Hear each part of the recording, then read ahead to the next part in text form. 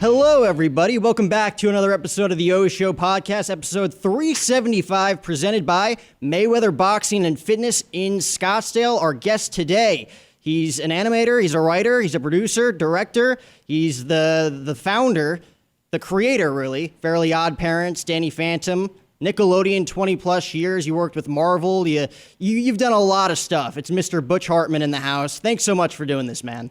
Hey, guy. No, it's a pleasure, Jack, and thanks for having me on. You know, I want to just encourage people out there. If you want to get someone on your podcast, just email them. That's how you and I got on here together. You just reached out and emailed me, and here we are. That's right, and you got to be persistent as well. You know, I've probably reached out a few times to multiple people. You know, you're a busy guy. You know, you're doing a billion things a day. You know, like you don't always get to see those emails that people send to you. You probably have like 100 in your spam folder right now of kids waiting to talk to you that you can't get around to. You just got to be persistent, and hopefully one day through the weeds you find it. Yeah, I get a lot of amazing fans, and I'm appreciative of every single one of them. And I got some great people that reach out, and they're real nice, and they have all kinds of questions. And you know, it's usually the same series of questions. And so I've actually written a couple books, and I've actually begun to develop, and I'm almost ready to launch instructional program that will hopefully answer all these questions, so people won't feel like I didn't answer them. And you still do interviews after all that too. God bless you. Yeah, I'm actually 108, and everything from below the waist is like a machine. It's like a Star Wars life machine. I'm attached with cables here. I don't have legs or anything. Well, as just a recent graduate of college, like I said, I minored in film before we came on. You went to school with a specific purpose as well, I feel like. Like I was talking about before, I want to be a broadcaster, a podcaster, get into film, whether it be acting or actually directing myself. But you knew at a young age what you wanted to do, correct? Oh, yeah. When I was young, I started drawing cartoons as a little kid. And then that sort of just kept me going my whole childhood. I just loved cartoons, movies, comic books, that type of thing. And then I lived in Michigan. That's where I was from. Yeah. And the entertainment industry in Michigan, there really isn't one to speak of. There's some few things there. But, you know, I wanted to be on TV and be in the movies and things. And so it's very untouchable when you're there. And so I found this school called Cal Arts in Valencia, California. And this is before the internet, of course. So I had to send away for a pamphlet and got their package and all this other stuff. And long story short, I wanted to go there because they taught animation. Where they actually had teachers from the Disney studios as their oh wow, like animators from the Disney studios as their teachers. And I thought, boy, this will be great. So I actually got into the school in 1983 at age 18. I came out to California. And my dream was to work for Disney. And to this day, I've never worked for Disney. I've worked everywhere, but I worked like everywhere but Disney, but never been there. Well, let's take a look at this. This was in college, right? Yeah, that's interesting. I'm glad you found that. That's the drawing I did back in the day where I actually got an internship while I was at school. When I was at Disney, I got an internship at school for Disney. I got to go to Disney for a month and be like an animator for a month. And that was one of the characters I animated. That was my own character. I'm glad you found that, man. That's pretty good, very good homework there. I was going to say, like, I really dug deep for that one. Because, again, you have your YouTube channel. You have all this marketing stuff, you know, branding out your content. You did the podcast for a little while, but you're not doing it anymore, are you? I did one podcast for a while called Speech Bubble that I absolutely loved. And we did 2 years of that. And, you know, we ended up stopping that for a while. And I have a new podcast that I do now based on my book. I have a book called Mad Hustle, and it's all about how to pitch and sell shows in Hollywood, a little more practical. Again, that's some of the questions I get asked all the time. So I actually have a Mad Hustle podcast co-hosted by my wife, who is kind of like my business partner. And so we teach people how to achieve their dreams in Hollywood and how to get going as far as entertainment goes. And if you have a dream, like for example, you want to do be podcaster or broadcaster, whatever. Many people don't know how to even take that first step. And that's what we want to help people learn how to do. That's what I always appreciated about you, you know, watching your stuff, your content, your shows. Like you're always getting, you know, you and your guests, whether it's people that you've worked with in the past, you know, actors, other filmmakers, other, you know, animators, you bring them together and you actually show kids like me who are listening, you know, what steps you got to take, you know, like it's not, you know, verbatim, like you do A to get to Z, but you kind of show them the ropes to say like, hey, I was a kid from Michigan who really didn't grow up in the area of where like this all takes place, and I still found a way to navigate myself to accomplishing my goal. Yeah, it just comes down to the person really, and all of us have the potential to really do whatever we want. It's just how badly do you want to do it? How badly do you like this podcast you have just didn't show up out of nowhere. I'm sure you worked very, very hard to get where you are at such a young age, and you're sponsored by this Mayweather company. I mean, to get a sponsor like that is massively cool, and it takes effort, it takes work, and if people want to put the work in, they will get somewhere. And I just want to make sure they understand it can still be fun too. It's not all terrible. It can be a lot of fun, and it's part of the adventure of life. I mean, I think when you first visualize like what you want to do, your dream, your goal at the end of the day, it's exciting, but then you have all those bumps in the road. You kind of have to, again, navigate your way through those tough times. Because again, early on, like you started out, your first gig out of school, correct me if I'm wrong, or at least one of them was Marvel doing My Little Pony, right? Which to you, like it's an opportunity, but probably wasn't the most exciting thing in the world. You still had to learn your way, and at the same time, like you as a creator on your own right, you have, things that you want to do, but now you're actually working for someone who's like, okay, I visualize this in this way. Let's see what you can do when it's not your actual visualization. Yeah, with my first job, you were exactly right. We're out of school, was at Marvel Productions, and Marvel had an animation studio here in California at the time. It was 1986. And they were doing a whole bunch of stuff, and I'm like, man, I'm gonna go work at Marvel. I get to draw Spider-Man all day. This would be great. Right. And my first job I got was on My Little Pony. It was the 1986 really, really bad version of My Little Pony. And I learned storyboarding on that job. I learned about TV production on that job. I really wasn't ready for it. I thought I was. I was kind of thrown into the deep end.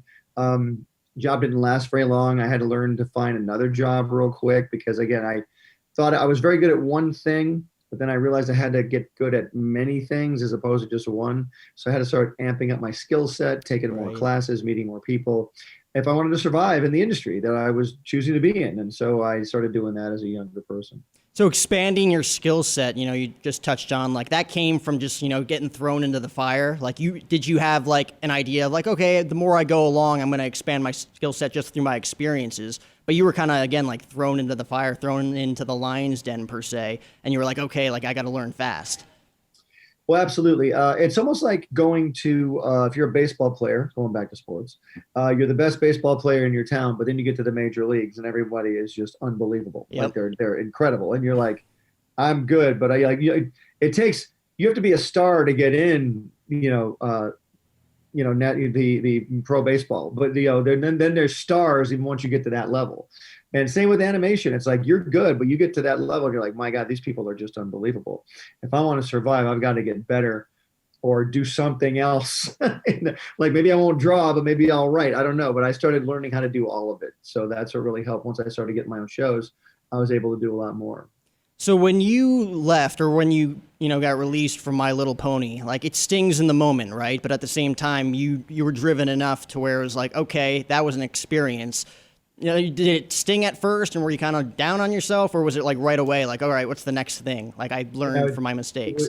It's funny because it was so long ago. It was 86, like 40, 35, 36 years ago. Yeah. But anyway, it definitely stings, and you don't like being fired or having a job go away. However, it was a little bit of both. I knew I had to get another job, so I rallied. I looked around for more jobs. Again, there was no internet back then, so it's basically word of mouth, newspaper. Hey, are they hiring here? That sort of thing. And it's actually physically walking in with your portfolio, sitting at a desk in front of somebody. You can tell right away if they like your stuff. Right. It's like, you don't send it in online. You have to sit in front of at a table with somebody. But yeah, fortunately, I was able to land another job and continued on from there, and then began learning more and more. So when you talk about, learning from other people, being in a room surrounded by people that want to accomplish the things that you want to accomplish, when was it like the first real time where you felt like, okay, I'm not necessarily on the same playing field as these guys, but we all have come together collectively and have all these great ideas?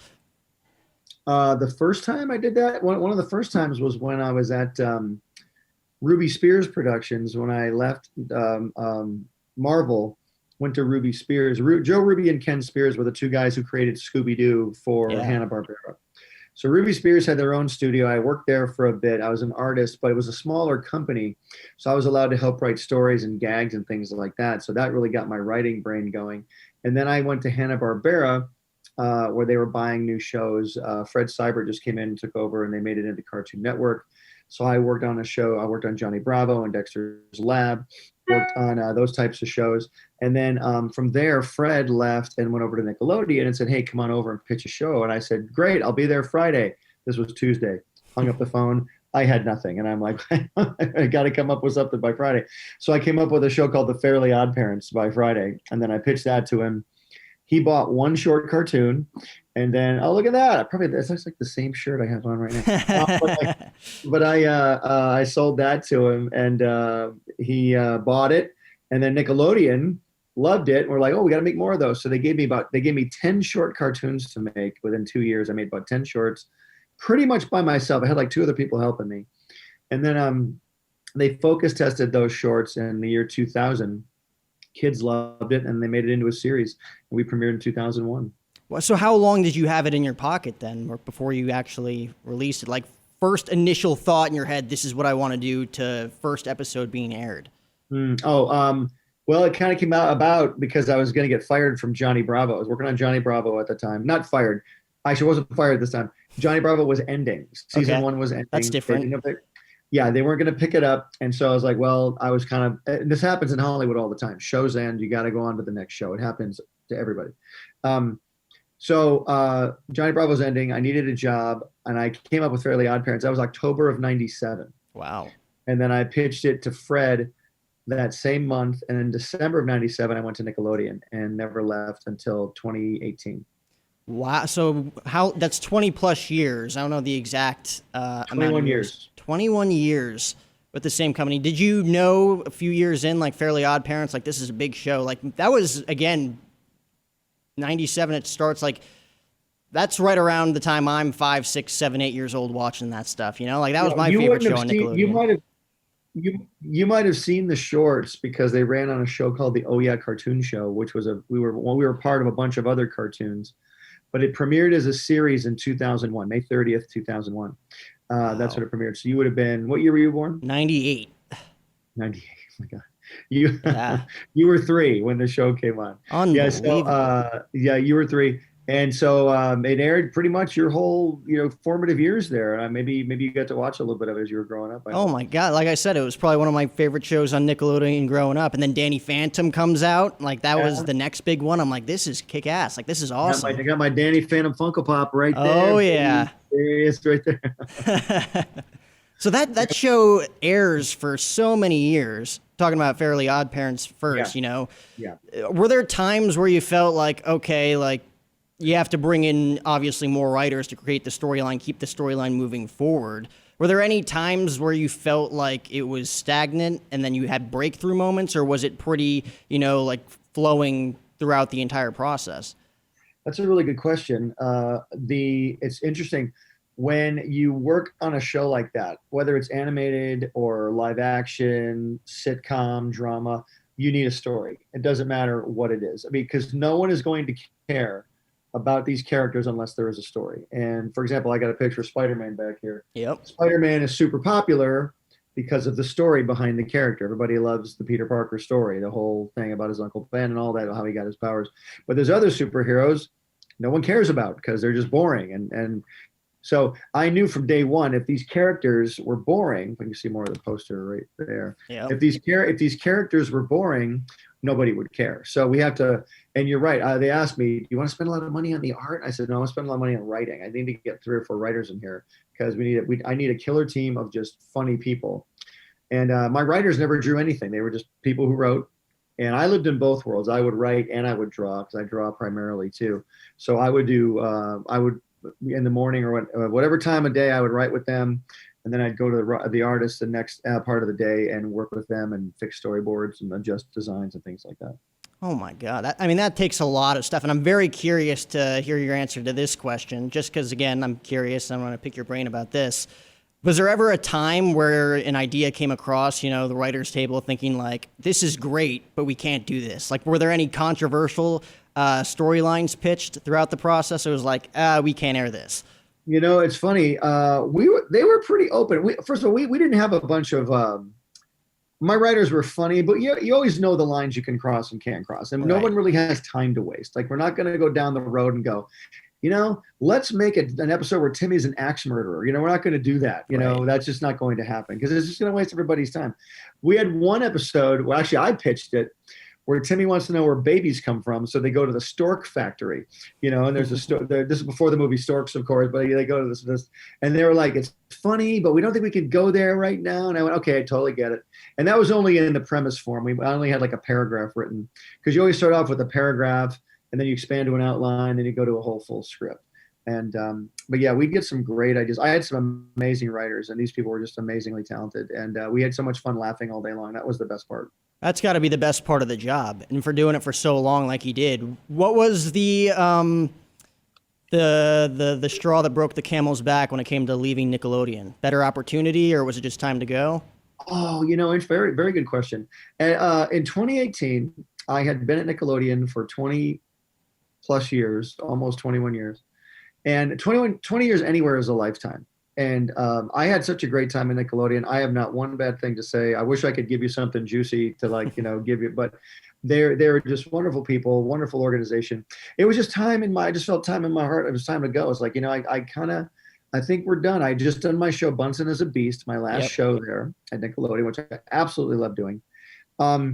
They weren't sure if they were going to pick it up. And I'd kind of been through that process a lot where you got to wait for a show to get picked up. And it's just, I think I was just kind of like, you know what, we're good now. I think we're good. We'll do one season of Bunsen and I'll just kind of go maybe do some more stuff. We'll see what we can do, and my wife and I are starting a streaming service where we want to have a whole streaming service full of family-friendly entertainment. And so that was a big project that was on my plate at the time. And still is. And we have a whole bunch of other smaller things we're doing and just really looking forward to getting those things accomplished. So besides from the book and the streaming service, is there anything like remotely, when it comes to animation that you're working on, any other big projects that are kind of like in the early stages? Well, I did, right out of Nickelodeon, I did a show on YouTube called The Hobby Kids Adventures. And that was done with an amazing family on YouTube, the Hobby family. They have the Hobby Kids YouTube channel. I worked with a company called Pocket Watch. We developed a cartoon out of those kids on Hobby Kids. We did 2 seasons of that. So I did that in my own studio, which was much faster, a little down and dirtier. We did that one real quick as far as like, let's get it done. Let's make it awesome. Went a lot faster than like a typical Nickelodeon show would. And been doing a lot. I had a YouTube channel called the Noog Network. I did that, had that app going. I did my YouTube channel. I wrote my book. What else did we do? Right now I'm illustrating a children's Bible for HarperCollins. Oh, wow. And that's going well. That won't be out till about next year. That's about 500 illustrations. And that's a huge, huge thing I'm doing. And then there's a few projects I've actually pitched around town here and there, waiting to hear back on those. Nothing major I can talk about yet. And what else? Oh yeah, I wrote my book. I talked about that. And I'm also developing these coaching programs as well. And I'm very excited about those. I mean, that's got to be, not like the secret sauce, but like the key to staying motivated, having projects down the line, like you said, like a few big ones a year down the line, maybe some smaller ones a couple months down the line. Like when you're writing these books and, pitching that advice to kids like me who want to break into the industry, do you feel like that's kind of a big factor, setting yourself up and being like, okay, I have this going on right now, but in the future I have a why as well because I want to do something a year from now and it's going to take that long to build. Yeah. And listen, in entertainment, you're always looking down the road. It's always a time investment because nothing happens overnight. In fact, nothing worthwhile ever happens overnight for anything. And if it's worthwhile, it will take some growth. It's a seed. You plant it, you water it, hopefully it grows into a mighty oak. You know what I mean? Oh, yeah. Things that happen to you, things that affect you instantly aren't normally good for you, nor do they last very long. So anything worthwhile is always worth waiting for. But for me, like I'm in my 50s now, and I never ever, I always knew I'd be in my 50s. But then when you get here, you're like, wow, I still love what I do. I want to keep doing awesome stuff. I have a lot more connections than I used to have. I can, make a phone call and get something done right away as opposed to struggling to find the person to help me. So there's a lot of things that are advantageous at this age. You want to, what I learned about Hollywood was there's a lot of gatekeepers, and you kind of got to get through those gates. And that's the challenge of Hollywood. I enjoy the idea of creating my own gates right now. That's a lot easier to get through. But I love all of it still. I still love the entertainment industry, and I love the fact that I can still affect kids in a great way, hopefully inspire them and encourage them. Because television meant everything to me when I was a kid. I came from a very chaotic upbringing, and TV really helped get me through a lot of stuff. Is there anything that you did on your way to accomplishing the things that you did that you'd advise young students or young aspiring, animators, filmmakers, producers, something that you did that you wouldn't want them to do? Oh yeah, I wouldn't want you to give up. I would never want you to give up. I mean, I know that you might all of our first plans we think are the genius plan. This is the plan I'm going to go with. And very often the first plan is definitely not supposed to be the first plan. That's just the first step to get you to the final step, Even like I said, right now at this point in my life, I can look back now and go, okay, wish I hadn't done that. Wish I hadn't done that. If I could talk to my younger self, my wife and I do this in our coaching program all the time. My coaching program is called Vision Possible, by the way. You can go to visionpossible.net and check that out. We have a YouTube channel. We do live teaching 5 days a week. But one of the things we do, what would you say to your younger self? And 9 out of 10 people always say, take more risks. Yep. Don't be so afraid. And I'm saying that to you too, Mr. O. Don't be afraid, man. Take those risks, because you know what? You just learn. It's an experience. It's never a failure. I was gonna say, like, no matter what you've done, like there's a million failures, and then there's the 3 or 4 successes, and that's what defines you at the end of the day. That the fact that you kept going, right? Like you've probably had a ton of stuff that you look back on and think like. You even may look back at some of those failures and think like, I'm going to keep those for later. Like, do you ever have, sketches or ideas that didn't work back then that you keep just in case? Like if it ever, there was ever a right time that, like maybe this could work in this certain situation? Oh, totally. I keep everything. I mean, and it kind of annoys my wife. I have all these sketch pads. In fact, my computer right now is sitting on a big pile of sketch pads. Here's one of them right now. Let me see if I can pull one out here. Here's my sketch pad. I have all these sketch pads, all these drawings. I'll show you. Let me show you one I'm working on just for the heck of it, because it's fun. This is, for some reason, I love drawing this. I love Spider-Man outrunning the Hulk. I don't know why I like doing this. Oh my God, wow. This is Spider-Man, and the Hulk is trying to destroy him. And this is kind of my little side picture I'm working on when I kind of want to just relax. Oh my God. Did you always have that intuition to just draw? Because again, that's talent, like you could work really, really hard at that and still not be that good. Oh, hey man, I just love, like I said, I love comics. I love superheroes. Here's another drawing I did. It's just a collection of all my characters here. Danny Phantom. I threw Pikachu in there for the heck of it. And there's a Dudley puppy. You see, I drew this back last year. Well, where's the date? Right. Anyway, I drew it in March of 2020. But I got all these sketch pads around. And there's a bunch of original characters in here, potential ideas. I mean, if you can still do it, why would you ever want to stop? It's not like a sport where you get old and your knees get worn out. With creativity, you can keep going and going and going. And even basketball players, they get into coaching, because they still love the game. They still want to be part of it. That's right. I mean, in your case, you're dealing with stuff that it's like, okay, like it does not work right now. All right. It's not necessarily a failure. Like if you can come back and look at that one day, like I've done, short films, I've written things, just in school that I look back and think like, man, I was not good in the moment, but you look back at it like this could work one day. Like I might look back at this and be like, that was pretty cool that we did that. Yeah, and and you might even draw upon parts of it later on as you're trying to come up with something. But your best days are ahead of you, and you're already doing great for who you are right now. Just having a podcast and even getting guests on. My gosh, you're getting guests on your podcast. Look at that. That's pretty amazing. And I think that's great. You got again, it's not just the talent. If you want to paint pictures in your house and never let anybody know, that's completely fine. But if you want to make a living at it, you need to let people know that you're there. And I always say the hardest thing for any artist is to put your picture on a wall. Yep. Because putting it on the wall, everybody can instantly start judging it. And that's where the fear comes in. That's why I don't want people to be afraid, because you know what? Big deal. Someone doesn't like it, but somebody might. Were Fairly OddParents and Danny Phantom turned down by anybody at first? Was it like, that'll never work? Fairly OddParents was turned down by Cartoon Network. Really? Yep. Wow. When I worked at Nickelodeon, excuse me, Hanna-Barbera, I was under contract. I had to pitch them any idea I had first. It's called a first look contract, and I had to pitch it to Hanna-Barbera, and they turned it down, and I was free to go to Nickelodeon with it. And so I went over there, and they bought it. And Danny Phantom was instantly bought by Nickelodeon because they loved Fairly OddParents so much. They were like, anything you want, what do you want to make? And I said, I got this show about this ghost kid. Great, let's make it. It was like that quick. Oh yeah, they trusted you at that point. Yeah, but it's, again, people like might even go, now, Butch, it's so easy for you to get a show made. It's like, well, yes and no. I mean, I could get a meeting in 2 seconds, but once you're who you are, it's like, well, that's a Butch Hartman show. We've seen Butch's stuff. You're sort of getting over that. We've seen a Butch Hartman thing. What else can you do? So you're constantly having to reinvent yourself or prove yourself in a different way. Which is, I think, one of the more creative and exciting parts of the job, getting to go outside the box, outside your comfort zone, and kind of reinvent yourself. Oh, absolutely, yeah.